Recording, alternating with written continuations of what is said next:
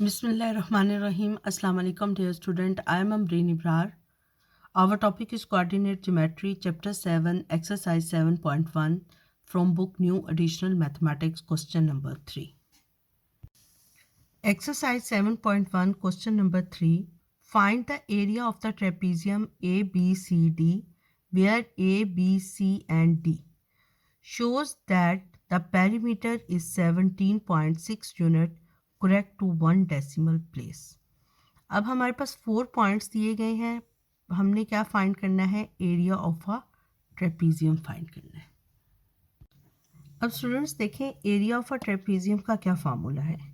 Area of a trapezium का formula है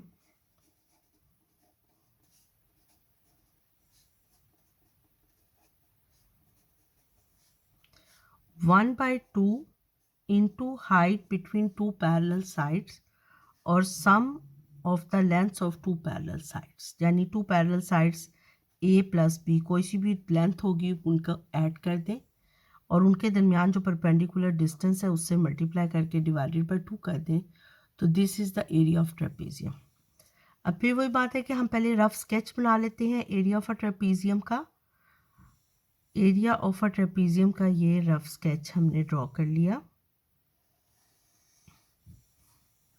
1 2 3 4 -1 x is equal to 4 y is equal to -1, ये हमारे पास A पॉइंट है। B point x is equal to 2 y is equal to 3, 1 2 3, x is equal to 2 y is equal to 3, ये हमने point draw कर लिया। C point is, ये B point हो गया।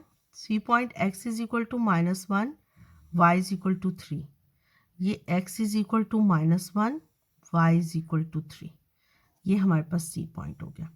अब देखें BC length is parallel, D देखते हैं, x is equal to -2 y is equal to -1, x is equal to -2 y is equal to -1, ये AD देखिए, BC और AD ये हमारे पास पैरेलल साइड्स बन गई।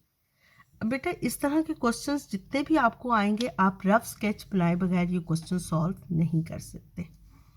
अब आपने C को D से बनाने में ज्वाइन कर देना है, B को A से ज्वाइन कर। स्टूडेंट्स इस तरह के जितने भी क्वेश्चन आएंगे आप रफ स्केच बना लेंगे तो बहुत ईजी हो जाएंगे।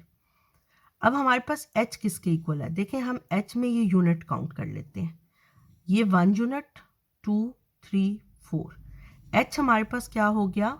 4 यूनिट। BC और AD की लेंथ हम डिस्टेंस फार्मूले से फाइंड कर लेते हैं। अब BC किसके इक्वल है? BC आप देखें कि इसके y कोऑर्डिनेट सेम है, x कोऑर्डिनेट ले लेते हैं।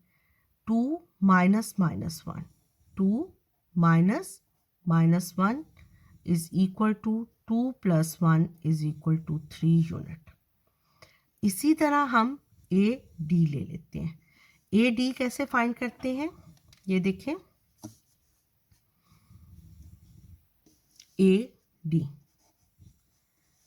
AD लेंथ फाइंड करनी है।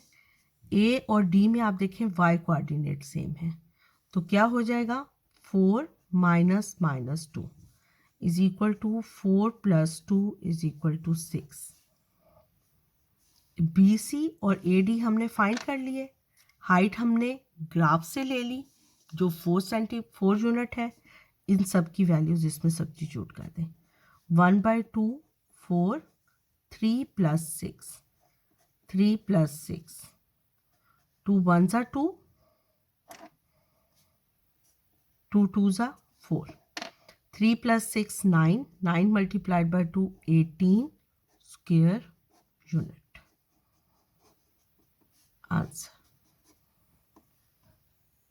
क्लियर? अब स्टूडेंट्स यहाँ पर कई बच्चे कहेंगे कि आपने BC में C को पहले नहीं लिखा और B को बाद में नहीं लिखा, यानी आपने इसको इस तरह क्यों नहीं BC को फाइंड किया? BC is equal to x2 ये है y -1 -2, तो देखें इस मॉड का मतलब क्या होता है कि जब भी ये वैल्यूज़ क्या होंगी, -3 भी होंगी तो ये +3 हो जाएगा। क्लियर?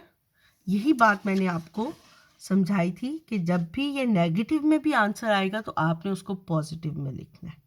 जब नेगेटिव में केस बन जाए तो आपने इसको फिर 2 मोड्स लाइंस लगा देनी है ताकि ये हमारा इसके अंदर से पॉजिटिव आंसर आ जाए।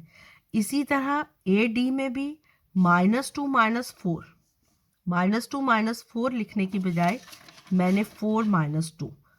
बेहतर यही है कि आप ग्रेटर वैल्यू में से स्मॉलर वैल्यू को सब्ट्रैक्ट कर दें।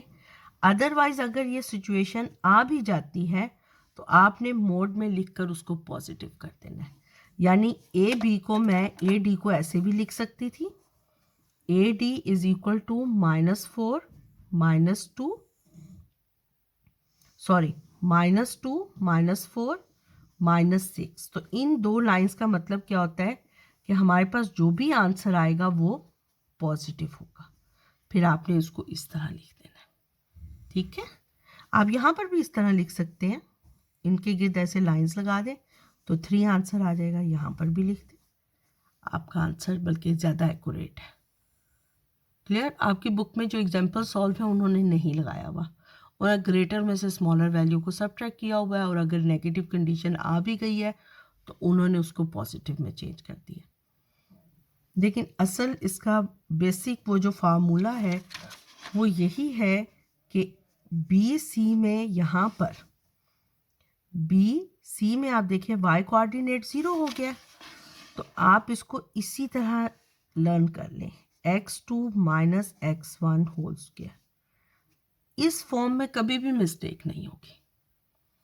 और AD में हमारे पास क्या है, y कोऑर्डिनेट सेम है तो भी x2 - x1 कर लें।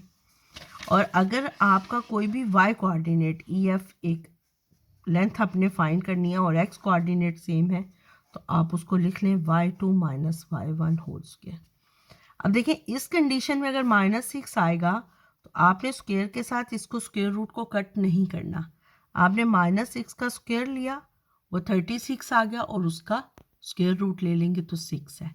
लेकिन इतनी लंबी कैलकुलेशन से बेहतर है कि आप ये याद कर लें कि हमने हमेशा पॉजिटिव डिस्टेंस लेना है। क्लियर? स्टूडेंट्स, अगर आपको मेरा चैनल अच्छा लगा है तो मेरे चैनल को सब्सक्राइब कर दें और नोटिफिकेशन के लिए बेल आइकन को प्रेस कर दें। अल्लाह हाफिज़।